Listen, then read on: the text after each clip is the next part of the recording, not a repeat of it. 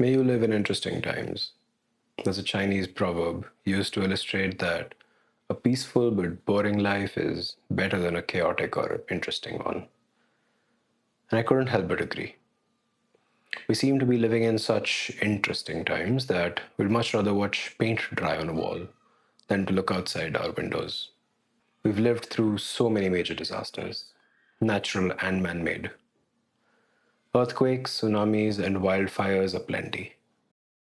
Terrorist attacks and mass shootings all over. Revolutions around the world, recessions and hyperinflation, and wars that were lying dormant for decades have been erupting all over. And to top it all, authoritarian regimes rule over a major chunk of the human population. We took major steps forward to being less racist and less xenophobic and less homophobic and less transphobic, and then we've taken a U-turn. And we're leaping back towards the Middle Ages. Fascism is on the rise. Poverty and wealth inequality are at all-time highs. And oh, we've so irreparably fucked with the climate that we often see videos from major cities that look like clips from dystopian post-apocalyptic films.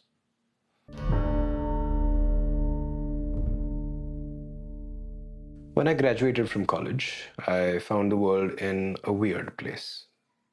Everyone was isolated in their own homes. Public places that otherwise were packed to the gills looked abandoned, and the very air we breathe had become toxic. The disease was claiming bodies by the thousands every day. The world had shut down, and the eerie visuals of Times Square, downtown London, or Mumbai sent shivers down our spines. People distracted themselves, as they do, by making sourdough bread and Dalgona coffee, making dance TikToks, and watching fucking Love is Blind. I am engaged to somebody I've never seen before. I completed a 2,000-piece jigsaw puzzle. I got back into sketching and painting, and I also recorded many podcasts with my closest friend. And more than anything else, I played video games. Lots of people socialized at the time through online multiplayer games like Among Us, but I've always been a single-player gamer. So I completed Call of Duty Modern Warfare 1, 2, and 3 for the fourth or fifth time, and I tried to find other games to play. The aging laptop that I had at the time also limited the kinds of games I could play. But one of the more modern games that I could get running on it was a survival zombie horror game from 2015. It was called Dying Light. Jesus, how many people died here? I began the campaign, and very soon I realized that it was not going to be an escapist fantasy. Dying Light is set in a world plagued by a contagious disease that has turned people into zombies, and the few survivors that remain must fight the zombies and each other to live. Leaving your apartment building is basically a death sentence. Okay, new guy, be careful out there. We've lost too many already. And the only way, at least early on, to survive your missions is to avoid running into anyone at all costs. Yes, it's a zombie slasher with tons of sweet parkour, but playing a game about a world plunged into anarchy by a dangerous pandemic, when the real world was plunged into anarchy by a dangerous pandemic, seemed like a sick joke. The world is too dangerous for most people to leave the relative safety of their apartments. So people like the protagonist must venture out and avoid or fight the zombies to bring back resources that your group needs.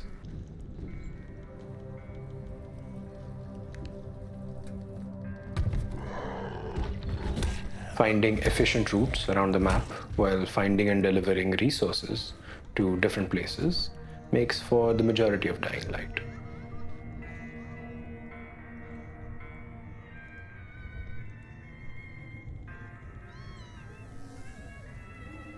But one night, I found a kid who's locked themselves in a closet to escape their parents who have died. Hey, honey. Hey, what are you doing in here? You have to go, mister. My daddy's sick and really angry. I shut down the game and I deleted it.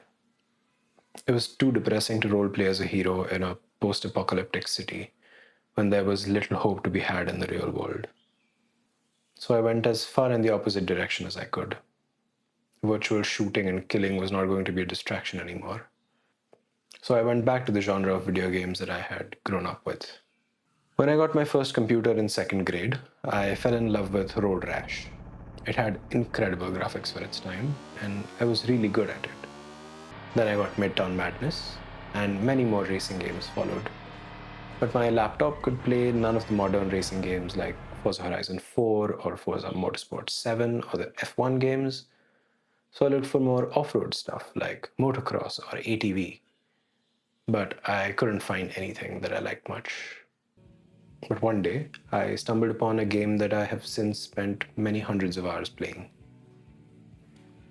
SnowRunner is a game where you drive SUVs and trucks through mud and snow to deliver cargo from one place to another.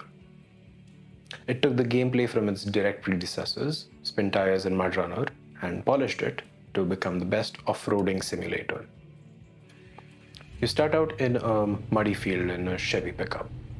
The game instructs you on the mechanics of the gearbox, all-wheel drive, and diff lock, and you immediately understand that this isn't like any other driving game.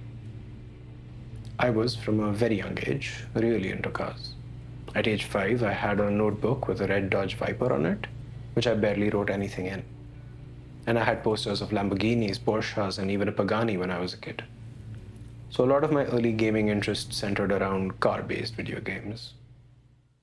From the aforementioned Road Rash and Midtown Madness to Crazy Taxi and many entries in the Need for Speed franchise. There was NFS2, Hot Pursuit, Underground, Pro Street, and the legendary Need for Speed Most Wanted. First on my PSP and then on PC. And in all of these, you drive or more often race cars through traffic. They are supposed to be adrenaline pumping experiences with crazy motion blur and heavy rock music. Your slow starter car quickly upgrades to a legit speed demon, or you win supercars with insane power and infinite grip. If you set aside the snobby sim racers with their niche but loyal audiences, most car games are far from realistic. The embodiment of this is probably one of the biggest and most accessible car games, Forza Horizon 5. FH5 is almost a caricature of the modern car game. You start out with really capable cars. You get showered with tons of cash or straight up supercars from wheel spins, lotteries, and every waking second you get a microdose of dopamine through all the achievements and skill points and XP and multipliers that you keep getting. The environment is almost entirely destroyable.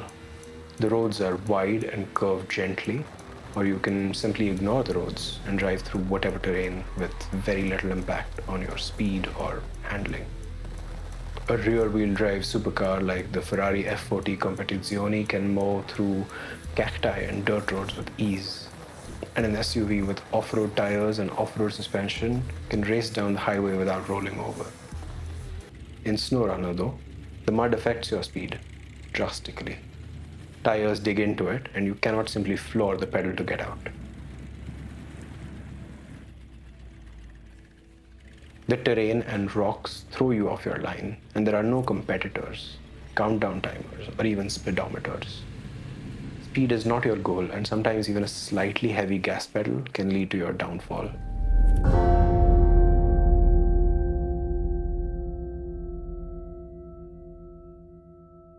Let's discuss a little bit more of what you do in the game then.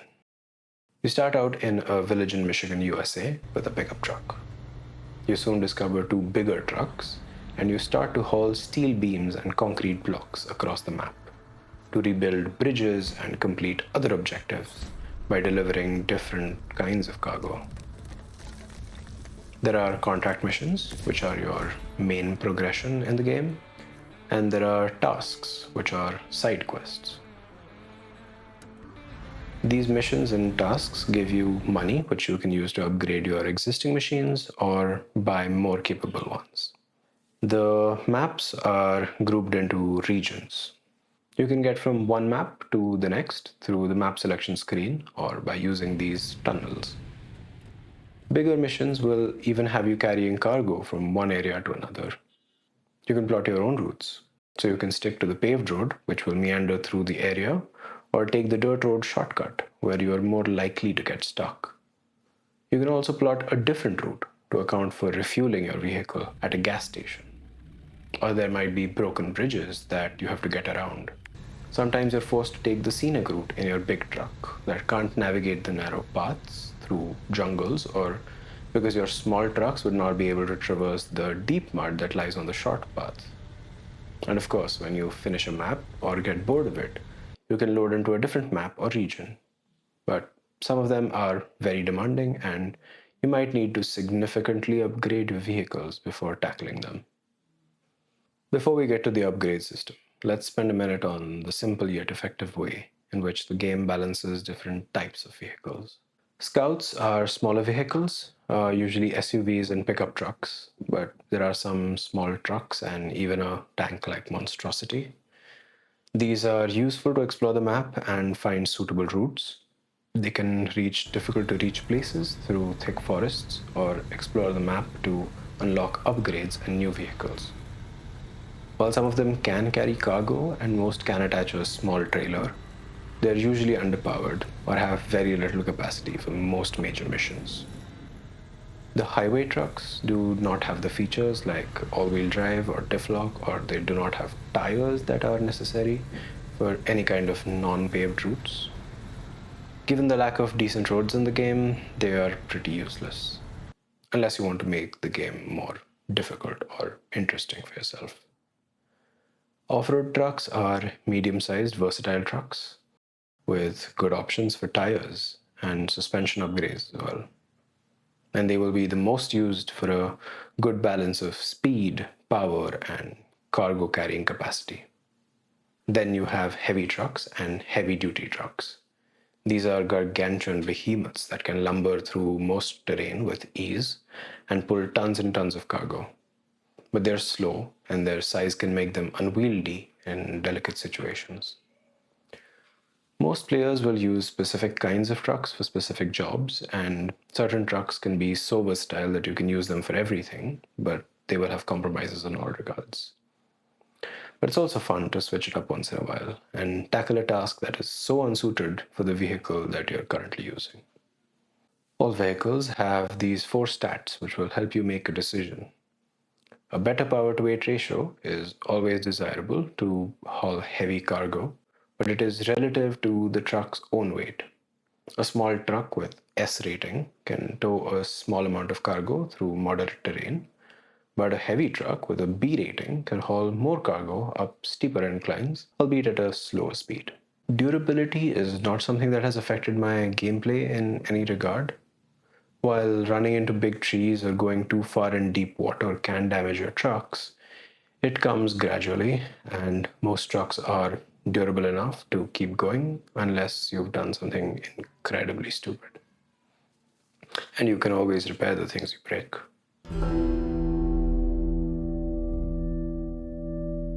Fuel consumption is massively important though. Big heavy-duty trucks are gas guzzlers, but fuel is free, except in hard mode. But burning tons of fuel means that your effective range will be severely limited. The fuel consumption also changes dynamically.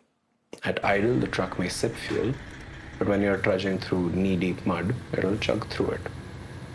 The fuel consumption is also affected by if you're using all-wheel drive or diff lock, so you need to account for your truck's fuel capacity and its consumption when plotting a route, or you may need to get creative. What was most attractive to me about this game was that you can go off-roading without fear of actual damage on your own vehicle. And to go off-road, you need some tools or features. Apollo isn't really built for a lot of serious off-roading, so we don't have any of those. I actually tried to go slightly off-road last weekend, and I ended up pulling a tire off its beating, and it was a mess. But most vehicles in the game either come with or can be upgraded to have all-wheel drive. This makes it so that when you're in mud or snow or on rocks, all the wheels are spinning instead of just the rear wheels. 4 or 6 or 8 wheels can push you out of mud easier than just 2 wheels. Diff lock also helps in this pursuit. Regular cars have what's called a differential. It is a part of your car's drivetrain or the mechanical linkage that makes the engine spin the wheels. When a car goes around a bend, the outer wheel has to travel a longer arc than the inner wheels, so the wheels need to be able to spin at different speeds to make it through the bend. Off-road focused vehicles may have limited slip differentials or a switch, which allows you to lock the differential completely. While detrimental around curves on the highway, a locked differential allows both or all 4 wheels to be locked to spin at the same speed. When a vehicle without a diff lock comes into a position where one or more of its wheels are in the air, or in slush where there isn't any grip, the engine will spend its energy spinning the wheels. But the wheel that has less resistance, that is the wheel with no grip, would spin up, while the wheel that's on the ground does not move. Locking the diff moves all wheels at the same speed, so the wheel that's on the ground will spin and get you out of trouble. The gears in the game are also important. You have your regular gearbox that can be set to manual or automatic in the settings, but there are low and high range gearboxes as well. A low range gearbox is a separate gearbox that can be switched to when you need a lot more constant torque or pushing power. Especially in terrain like mud, loose gravel, or when towing heavy loads up steep slopes, the regular gearbox can be running at very low RPM, which causes the engine to stall or the clutch to burn out. And using higher RPM is either not possible or it would cause the wheels to spin up and dig you into the mud or sand. A low range gearbox reduces the RPM at the wheel and lets you maintain a higher torque to get through low grip terrain or when you're carrying heavy cargo. High range gearboxes do the opposite and they allow you to maintain higher speeds on flat roads, but it will stall the engine if you get too slow. These are all tools that you would use to tackle the tough terrain that this game provides. But all kinds of gearboxes are not available for all vehicles and not from the get-go. A lot of the performance upgrades have to be unlocked by either completing certain missions or exploring the maps and discovering these upgrades in hard-to-reach places. Once unlocked, you get one of them for free, but you can of course buy and equip it on your other compatible trucks. Upgrades come in 2 varieties. Visual upgrades, that are your paint colors, external lights and accessories, different kinds of exhausts and rims, etc. You can also personalize the cabin of your truck if you prefer to play the game in cockpit mode.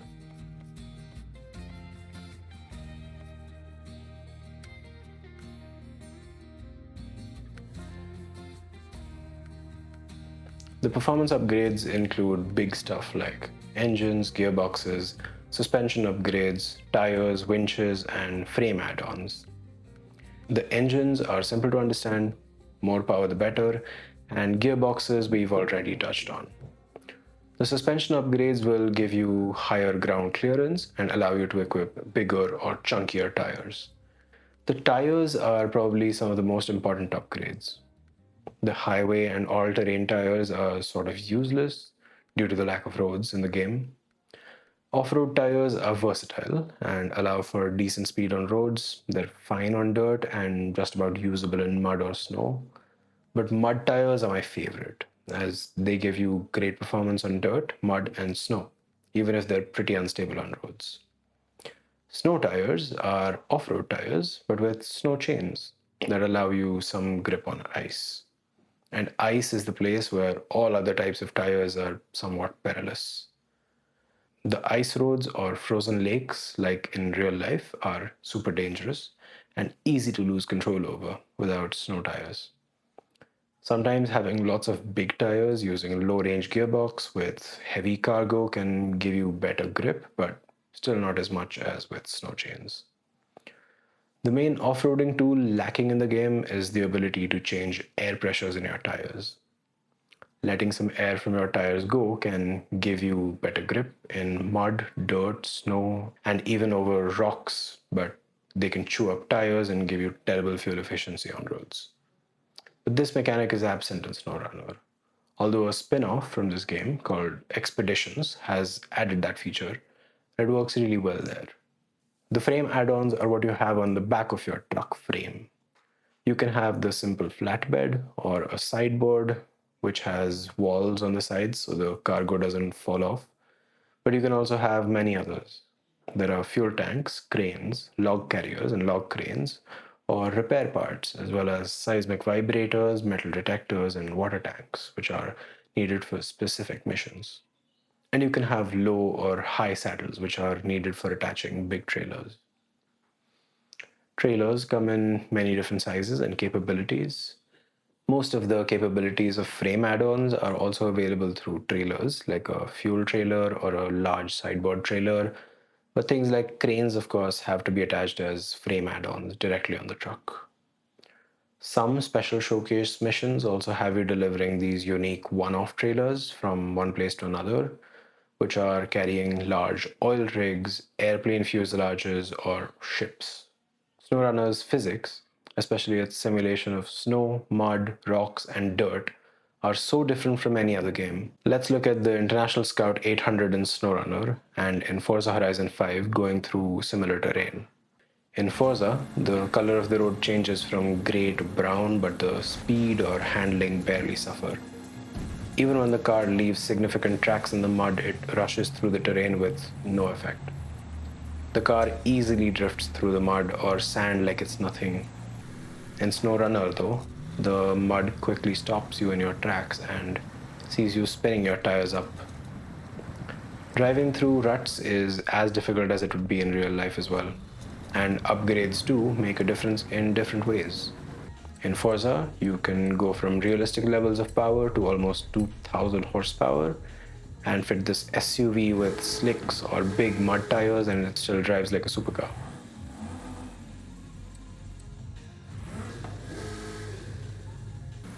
SnowRunner's upgrades also make it way more capable with more power, suspension, and especially the big mud tires that can paddle you out of the mud, but it still remains realistic.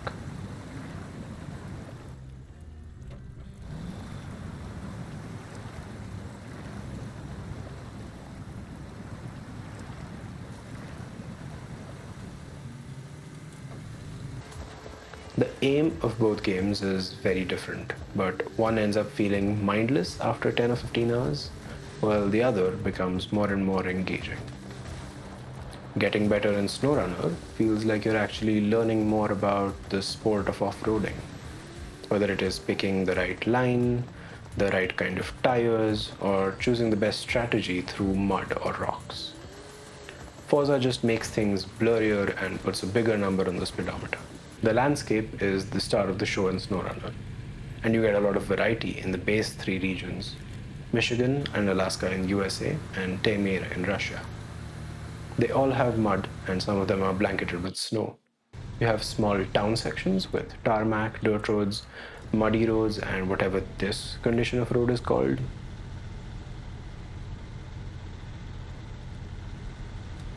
There are also bits where you cross streams, ford rivers, or straight up traverse through shallow lakes.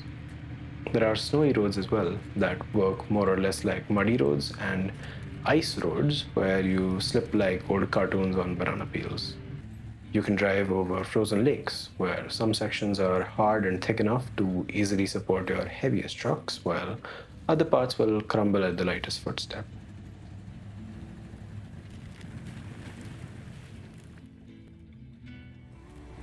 There are open-air mines and winding mountain roads. Even broken sections of bridges and narrow forest trails. But since you're in off-road machines, you can disregard roads altogether and go through shortcuts and sometimes forge your own route through dense forests, steep uphill climbs, fields of snow, and pits of mud. You can take the easier but longer route, or take a massive shortcut that'll have you crawling through mud and risk getting stuck in trees or rolling over. With more powerful vehicles, upgrades, and experience, bits where you were stuck for hours on your first time through will become regular routes that you can get through with little to no thought. For example, at the beginning, this bridge was broken.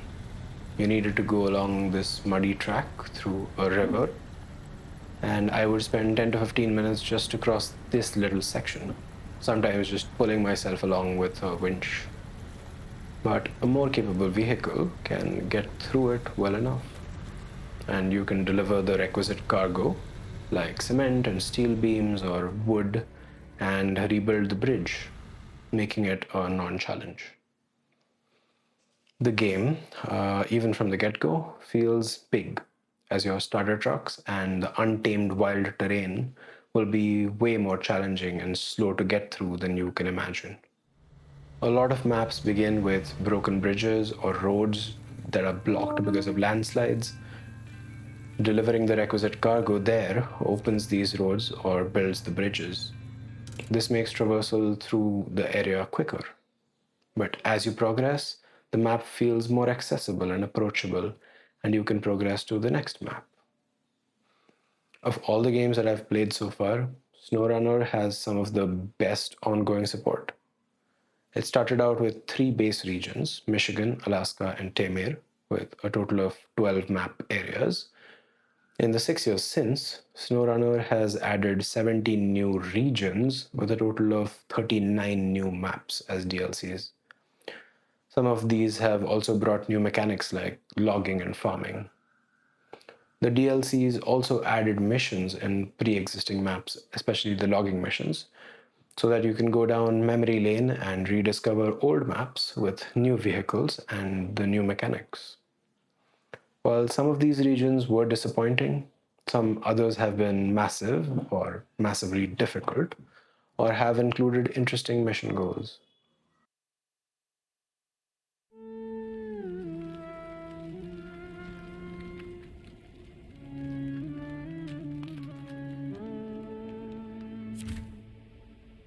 Most maps have different kinds of landscapes.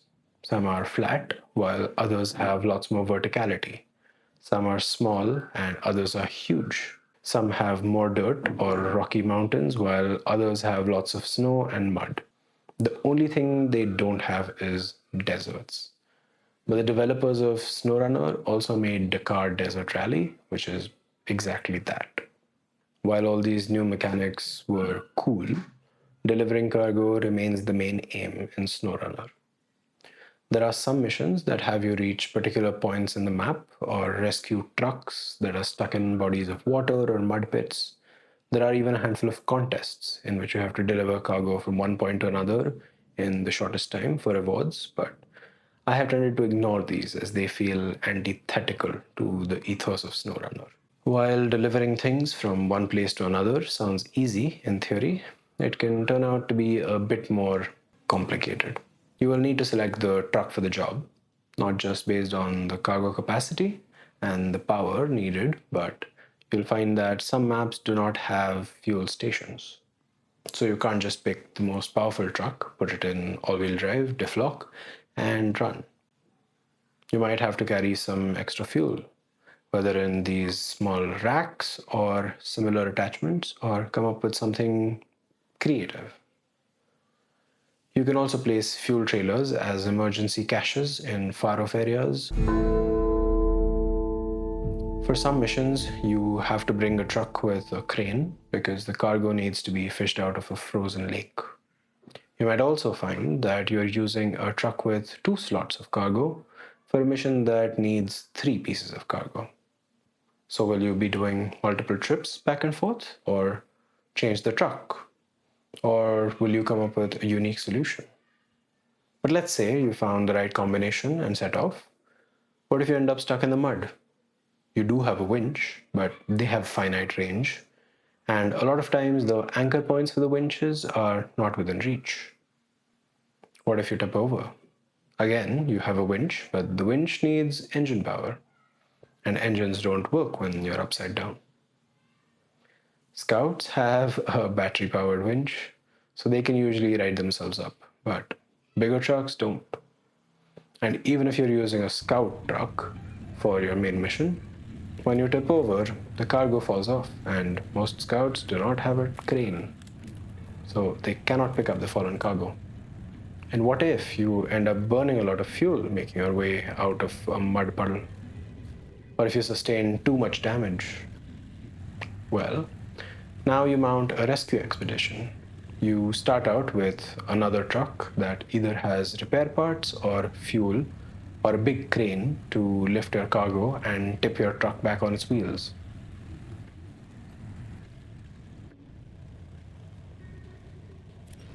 You come to your fallen truck, fix it up, and get going, only to tip over soon after and do this all over again. You found a shortcut. Great. But you didn't account for the deep snow, which was fine for your big truck, but beaches your scout in seconds. You can tow a massive trailer with so much cargo capacity, but is it really going to be faster to maneuver this behemoth through narrow and curving roads? Or is it going to be better to carry 2 units of cargo and do multiple trips? These challenges are not the things that make you quit the game. They make you play it for longer. Every time you follow the same route can be a different experience. The terrain deformation remains, so your heavy truck that ripped up the ice on the frozen lake has inadvertently made your refueling mission with a smaller truck more difficult. The route feels completely different at a different time of the day as well. Oh yeah, the game has day and night cycles, so you will start your mission on a bright sunny day, but halfway through the sun has set and you are fording through a river only lit by your meek headlights. You can easily skip time forward in the map menu, but sometimes the beauty of the world is more apparent at night. The missions from one end of the map to the other, which you think will take you 20 minutes, will go sideways almost immediately, and your rescue missions will make it so that now it's hours later, and you finally finish the mission at 4 a.m. in the morning. The game has really good graphics, especially if you have a good GPU. On my old potato laptop, I played with low settings at 12 to 13 FPS, but my current moderately spec'd out laptop with a 3060 runs it with high to ultra settings at 90 FPS. If not hyper-realistic, it is at least evocative. Northern regions like Scandinavia and Kola Peninsula have auroras at night.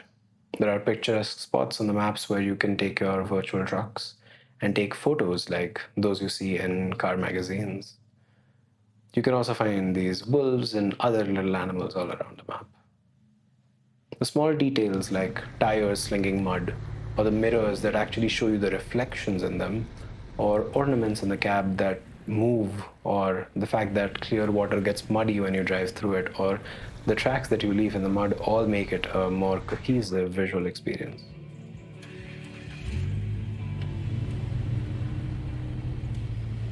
The sound of the trucks is fine, and so is the music, but nothing too memorable. But I don't mind it so much in SnowRunner, because one of the reasons why I keep coming back to this game over others is that it's a great game to play while listening to a podcast or audiobook. I have listened to the back catalogs of podcasts, hundreds deep, while playing SnowRunner, and it has lots of visual and mechanical complexity. So I'm always engaged, but I can also listen to interesting audiobooks or complex subjects without distracting from the game. It would be impossible to simultaneously listen to an audiobook or podcast and play a more competitive or story-focused game. The only other game that has come close to performing the same function for me is Forza Horizon 5 in free roam.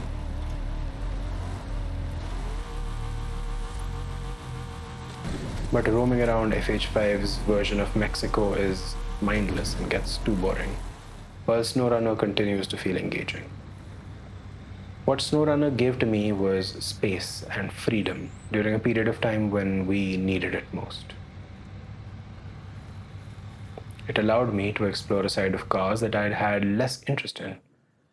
But after many months of playing SnowRunner through the night, I realized something about the game that changed the way that I saw it.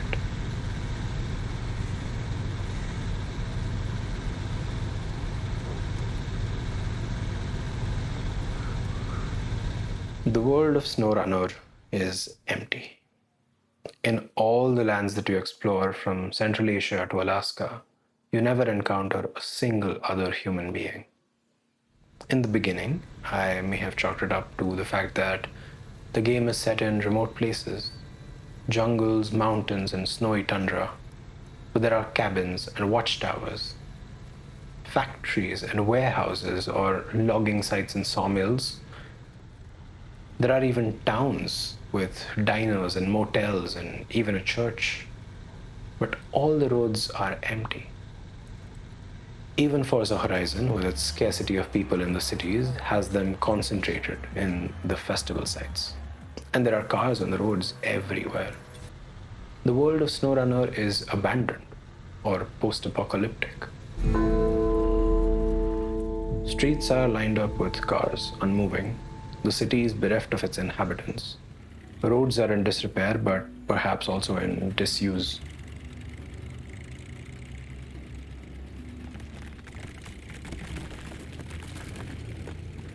The factories are silent. The dam generates power for nobody. The gas stations are empty and fuel is free. The apocalypse has definitely visited, and not that long ago. While broken, the world has not decayed yet. Driving through these towns or industrial areas feels like driving through ghost towns. The emptiness in the game is not too different from the emptiness of Dying Light. That game did not have humans, but it was heavily populated with what used to be. This world, though, is completely empty, as if one day everyone but you vanished. Like Wall-E, you continue to do your menial job, seemingly for nobody. Nobody but you. You deliver steel and wood and concrete and food supplies across these places with broken bridges, flooded roads, and even lots of stationary cars with not one person to be seen. Like Sisyphus, endlessly pushing the rock up the mountain, locked in a solitary task ad infinitum, you keep delivering stuff to places where nobody exists. The world has devolved and fallen into disrepair, but you go on doing your job. You clear landslides, you repair power lines, and you build bridges for no one but yourself. In an already broken world, you can repair and rebuild, but it is meaningless if there is no one else left to do it for. I don't think the developers of SnowRunner intentionally did this. Maybe they thought it was unnecessary to populate a vast remote landscape with people and cars that are running on the roads to make your job a bit more difficult. And I can sometimes put this thought aside and play for the fun of driving a tiny truck through tough terrain. But another game that is more clearly set in the kind of world that I've just described provides a semblance of hope.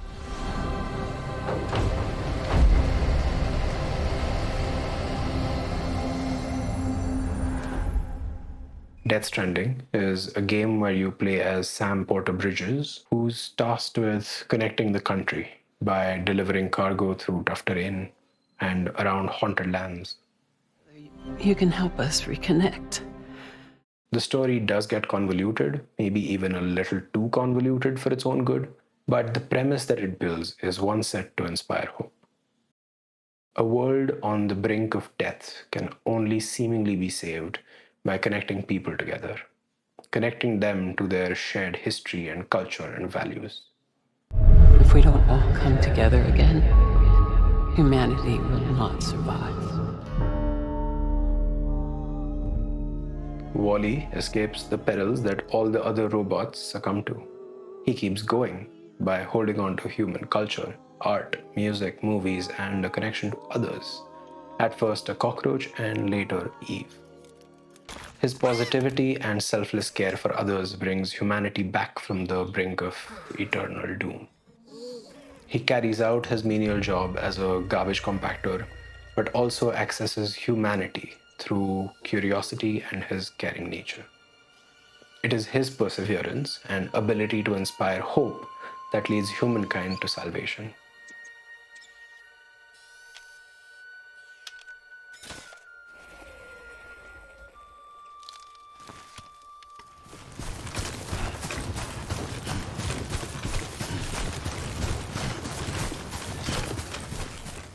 Death Stranding can feel lonely at times, but there are lots of people living in clusters and cities.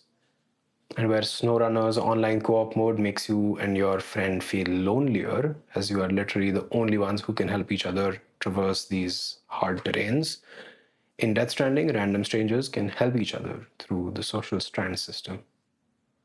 You often come across ladders or bridges or post boxes or climbing rope in difficult to cross areas, things that were left by strangers online. You can be selfish and keep those things for yourself, but you are encouraged to leave things back in the hope that you will help someone else in need. As you repair the world for yourself, it benefits others as well. In the wonderfully meditative experience that is Journey, random strangers online can travel alongside you or guide you without any chat boxes or digital money changing hands.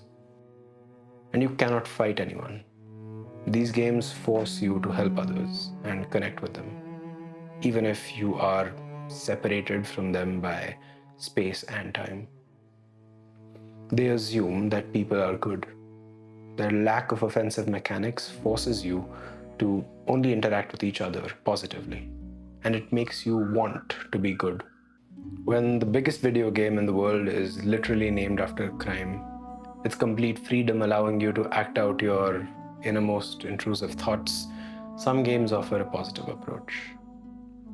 The evil forces in the world of Death Stranding are creating divisions and pushing the world to its collapse.